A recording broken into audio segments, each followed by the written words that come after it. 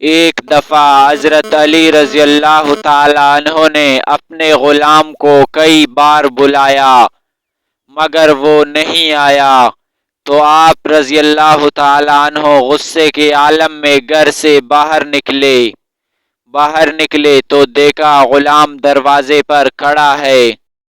آپ رضی اللہ تعالیٰ عنہ نے اس سے فرمایا، تو نے میرے آواز سن کر جواب کیوں نہیں دیا؟ اس نے کہا، میں نے جواب دینے میں سستی کا مظاہرہ کیا، اس لیے کہ مجھے سزا کا کوئی خوف نہیں تھا۔ میں جانتا تھا کہ میرا مالک بہت رحم دل ہے۔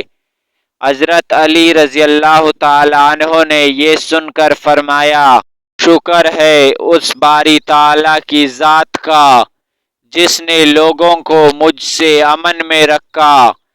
پھر آپ رضی اللہ تعالیٰ عنہ نے اس غلام سے فرمایا، تو نے جس طرح مجھے پہچانا ہے وہ قابل قدر ہے، لہٰذا میں تجھے آزاد کرتا ہوں۔ آپ رضی اللہ تعالیٰ عنہ نے اسے آزاد کر دیا اور 500 درہم انعام میں دیے۔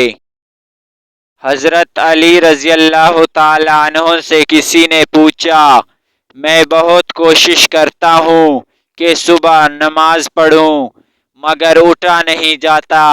حضرت علی رضی اللہ تعالیٰ عنہ نے فرمایا، یہ نیند کی وجہ نہیں بلکہ تم جو سارے دن میں جو گناہ کرتے ہو وہ تمہاری گردن میں توق، ہاتھوں میں ہتھکڑی اور پاؤں میں بیڑیاں بن کر تمہیں اٹھنے نہیں دیتے۔